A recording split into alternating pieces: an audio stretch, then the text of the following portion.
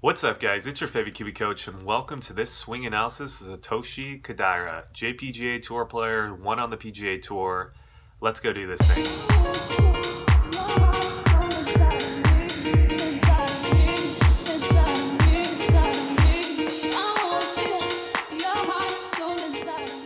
Alright guys, so if you guys are new to Mike's OG Academy, we do everything you guys need to know about golf instruction, whether it be golf course vlogs, golf instructional videos, golf swing analysis like this one. Again, anything you guys need to know about golf instruction, we do it here. So if you guys haven't already, hit that little red subscribe button. You guys are going to be notified every time we drop a video.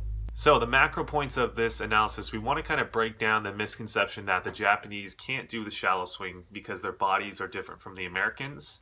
Now, on top of that, we're also going to be talking about kind of the shallow swing in general in terms of the shallowing motion, what it kind of looks like, what they should be doing, and then we're also going to be talking about something that I think Satoshi is missing from the golf swing that would help him out in the long run. Now, the inspiration behind these videos is because we're going to be having a seminar in Nara. It's going to be at Grandage Golf Club. Beautiful course in Nara. It's such a good challenging track. If you guys want to go check out the course, there'll be a link in the description to the website. Go check out the website. Can't give it enough praise. It's such a great course. But we're going to be doing a series of seminars called the Shallow Swing Series.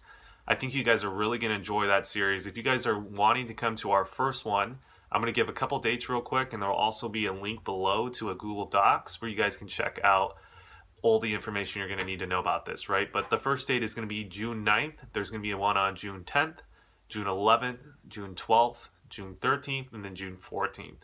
There'll be a day one of the seminar and a day two. Again, if you guys want more information, go ahead and click that Google links. It's going to be one of our first seminars. I think you guys are really going to enjoy it. And again, just go check it out. So let's get to the first macro point behind this analysis. Can the Japanese swing like the Americans? Now, the Japanese body is a little bit different than the Americans. You guys are typically shorter in length, right? Your limbs are a little bit shorter and just shorter in general. So what does that mean? Well, typically that means that you're not going to be able to create as much speed, but that doesn't mean that your body isn't going to move like the Americans, right? Just because you have shorter limbs doesn't necessarily mean you can't still do similar motions, right? You're probably not going to do them to the same amount of degrees as like an American would, just because, again, you guys have different body lengths, but you guys can still do the motions in general, right? And I'm hoping that this series where we highlight some professional golf swings, you guys are going to be able to see kind of the shallow swing elements, and that a lot of your pros actually do a lot of the shallow swing, right?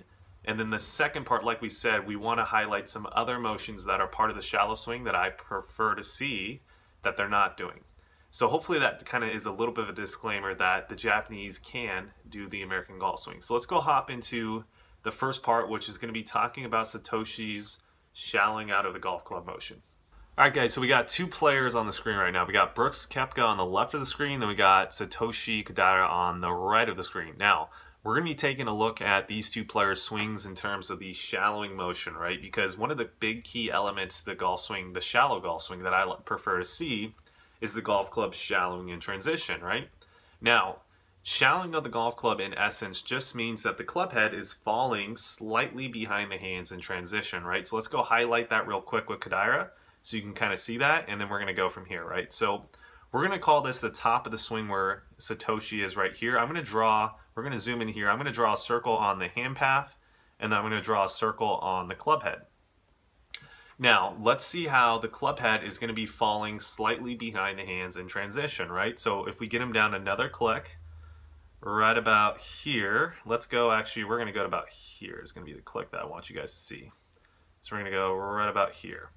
So as we can see, hand path has dropped slightly down and vertically out, and then the club head has fallen behind the hands, right? So it's gone from this fashion to this fashion. So Satoshi is shallowing out the golf club, right? Because in definition, shallowing out the golf club means the club head is falling behind the hands. Now, again, like we were stating earlier, there's varying degrees of how much players shallow, right? And it's really independent of kind of what golf swing they're doing, as well as what type of shot pattern they want to hit. So let's kind of just delve in and take a look at these two different players and kind of just take a look at how their swings differ in terms of hand path and the club head, or i.e. the shallowing motion, right? So we're going to go through. So we got a circle right here for Satoshi. We got another. Let's just go through all of them, right? Let's get one right here. We're going to draw a hand path and we're going to draw a circle. Then our next one's going to be right about here, and then we'll do another one right here. So as you can start seeing with this, we can see that Satoshi's hand path is kind of dropping vertically out and down at this point, and the club head is kind of making a little loop in the sky, right? So let's go take a look at that real closely. So we get up to the top, it's looping downwards, then it starts looping away, and then it goes up again a little bit, and then it starts going back down towards the golf ball, right? So that's kind of Satoshi's little bit of shallow motion. Now let's go take a look at a different way to shallow out the golf club. This is Brooks Koepka, an American player on the PGA Tour. Let's go kind of zoom in and see how Brooks does this, okay? So we're gonna put a hand path right here, and then we're gonna put a blue one right here on the club head. We're gonna see that Brooks has a very similar motion, right? Notice how his hands kind of drop a little bit vertically down and out. We can see that the club head is dropping kind of vertically down. Then if we get to the next click, we can see his hands are dropping a little bit more down and out. And then we can see that the club head now is starting to go a little bit more out horizontal behind the hands, right? The shallowing motion, correct? And then as we get him into this position, we can now see that the club head is going up again a little bit. And then the hands are also going down, right? So let's talk about why the club head has that little bit of a lowering motion, but then it goes up again, right? What are we doing with wrist angles to kind of make that thing happen?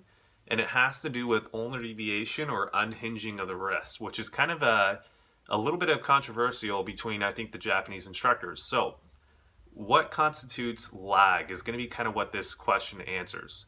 So the main reason why you see that club head go down in transition, and then it kind of goes up and out and then down again, is because this trail wrist is going into ulnar deviation. It's actually going and doing a little bit of this as he shallows the club. So it's not just going this way and holding. There's actually a little bit of this motion going on, which is making that club head go up again and then go out. I think this is a very overlooked but very important part of this shallowing motion in transition, and I see this typically not taught correctly in Japan. And again, in our seminars in Nara at Grandage Golf Club, we're going to be going over all these little tiny finer points to shallowing out the golf swing that I think are very, very crucial for you to get it correctly. And that's why I think you guys should be coming to this seminar. It's going to be so much good information. It's stuff that I can't really cover as much on YouTube because, again, we just don't have the time frame for it, right? But again, go check out that Google Docs below. So that's pretty much the differences between these two players and the way that they shallow the golf club. The most noticeable difference as we kind of zoom in here is that we see that Brooks Koepka's club is going lower more and then back up and then down. Satoshi has a little bit less of that. It goes lowers a little bit, but not as much, right? So what I've found is the longer hitters like Cameron Champs, Brooks Koepka, and the bombers out there, you tend to see that club head lower a lot first before it goes back up. It's actually a really interesting element to the shallow swing. And again, it's something that you don't see a lot of people talk about. But anyways, let's see where Satoshi is currently going wrong relative to kind of what I like to see. Okay, so let's go hop into another clip. Actually, before we hop into that other clip, let's go look real quick as we start going down. I want to just highlight one thing because it's going to be a nice little kind of transition into the next topic that we're trying to talk about. So as you can see, I put a line on his belt buckle. We're going to watch something here. So we can see that Satoshi lowers, he gets into that nice anterior pelvic tilt LPT look that we really like. But then as you can start seeing, as he starts getting to his hands level with his hips, we start seeing that the pelvis line is raising above that yellow line, right? So we call that in America early extension, or humping the goat is what they like to call it, which is a really funny way to term it. But that's just what we Americans do. We like to make funny comments like that. But anyways, we call that early extension, right? So he's extending up early through the shot as he swings. And what I believe that gets him to do is get a little bit dumped under the plane, and he has a little bit of a flip or a high rate of closure, which I think is inconsistent, right? So keeping that in mind, let's go take a look at the face-on view and show you what I think caused that early extension. So face-on view, we got me on the left of the screen, we got Satoshi again on the right of the screen. We're really going to focus in on the knee work on this particular one, and then kind of the pelvis raising and kind of just highlighting what early extension looks like from the face-on view, and then going into kind of some of the reasons. So let's go take a look at Satoshi real quick. So we're going to swing him out to the top of his golf swing. Now from here, I'm going to draw another little arrow. We're going to zoom in on kind of the pelvis line, and I want you guys to really see how he pushes forward, but then we see the pelvis raise, and we're going to figure out when he's doing it. Okay, so let's take a look here. So as we get him down into the golf swing, or into impact. Nice, Mike. Nice. Anyway, so we're lowering, right? So see how he's lowering, and then right around when the hands start getting level to hips, just like we saw from the down the line view, we're going to see that pelvis start extending above that line, right? Now watch as we see him get into impact. He has a nice little bit of shaft lean, which is great, but then let's watch what he does with his right hand and how it reacts to this. What does it do through the release? Is it driving and holding like we like to see, or is it going this way? Let's kind of see what we do. Ah, little underflip there, right? That's what I like to call it. So what he's doing here is he's getting this to roll over like such, but he's also getting this lead wrist to get a little bit extended, right? I call that a flip, right? As opposed to a drive and hold, right?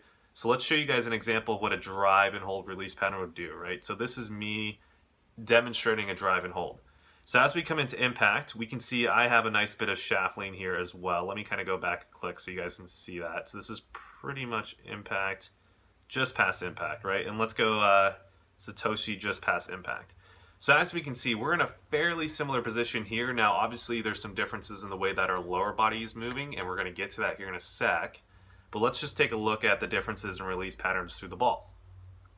So if we take Satoshi right around 3 clicks past this, and then we take me roughly right around the same, which would be kind of right around here, we can still see that my right hand is still below the left hand. Now Satoshi's, we can see that his left wrist is extended, and then he's also this way. Again, that's the flip roll release pattern, right? So why is this so important? Well, if we can understand ball flight laws, which is what we're going to be teaching as well at the seminar, if we can understand that a face angle is 85% of the initial direction for where that golf ball is going to start, we're probably going to want to do everything in our power to make sure that this face angle is not rotating a lot through impact, right? Because if it's rotating a lot through impact, are we gaining some club head speed or ball speed? Possibly. But we're losing a bunch of control over that club face, which means we're going to have shot dispersions all over the lot. These tour players practice a whole bunch to be able to refine a flip on the JPGA, and there's a big reason why I don't think there's a lot of Japanese golfers out on the PGA Tour is because they don't have as much control over the golf ball that we do have in America, right? Because we swing so fast, what we found out in America was the faster you swing, you need a lot of control over that club face. So we figured out ways with wrist angles and the shallow swing to be able to control that club head speed, right? And that's kind of the macro points I want you guys to get behind this as well. So that's release patterns, right? So now that we've kind of established what early extension looks like from the face-on view, what does it do with wrist angles and release patterns? Let's figure out how we can start fixing this for Satoshi, right? Let's go take us both up to the top of our swings. We're going to zoom out a little bit, and then we're going to do the same thing for Satoshi. Let me get rid of this arrow. And let's look at the initiating transition move, which I think is starting to cause a lot of the issues. So if we draw a line right here, we're going to see that Satoshi is going to be breaking through this barrier a lot more than I am. Now I'm breaking through the barrier, but I'm doing it a little bit less and slightly different. So let's take Satoshi down real quick to about, let's take him right around lead arm parallel, right around here. So we can see that he's broken through that barrier by quite a bit, right? And we can also see that his sternum is behind the pelvis, right? This is what the traditional Japanese instructors teach, and they actually think that this is a good thing, going into that amount of right side bend. Now also another thing we're going to take a look at really quickly is going to be how much his trail knee is kicked into internal rotation. So he's roughly right around 100, I would say right around 176 to maybe 175, which actually for the Japanese that I've seen on average is not that bad. I've seen people kicked in way more than that at that point. So he's actually, I would say, fairly close to what I look for in the golf swing. He's actually not that far off, but I still think he could do it better. So let's go take a look at mine. So if we get into lead arm parallel, we can see that first off, nowhere near breaking that wall anywhere near as much as Satoshi over here, correct? Another thing too, if we go take a look at my sternum relative to pelvis, now my sternum is slightly behind the pelvis, but I would say a little bit less. So I do have right side lateral bend, but I don't have as much as Satoshi. And then another little crucial thing here is notice how much my knee or trail knee has kicked in. Hardly at all, guys, right? Hardly at all at this point. We don't want a lot of kick, right? So let me get this angle on here correctly. I'm right around 179, right? It's maybe kicked in about a 1 degree. So this is a huge difference that I think you guys should start getting. If you guys want to learn the shallow golf swing, if you guys are shallowing out the golf club and the club shaft, but you're still pushing like Satoshi is, you're going to have a really hard time in repeating the golf motion, right?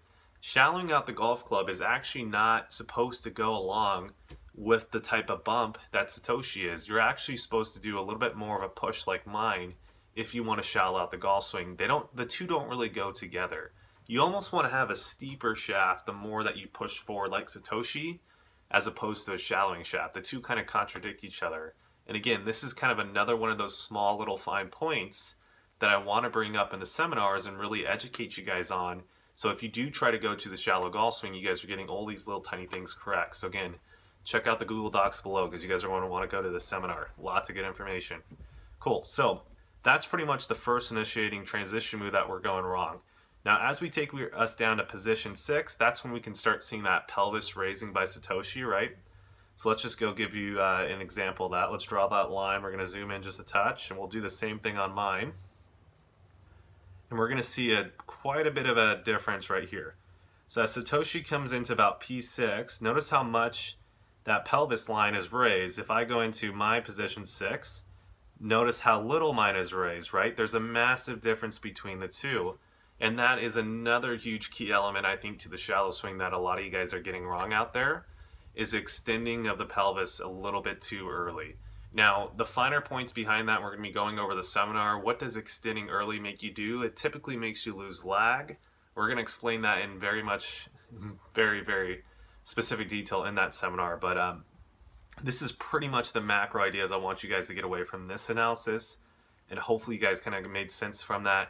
So to review really quickly, first thing, Satoshi and a lot of your JPGA and JLPGA tour players are shallowing out the club shaft in transition. Now, shallowing has been around for so long, we're just focusing on it right now because it's kind of the hot topic item to talk about. But again, a lot of your tour players shallow out the golf club. So keeping that in mind, the Japanese can shallow the golf club.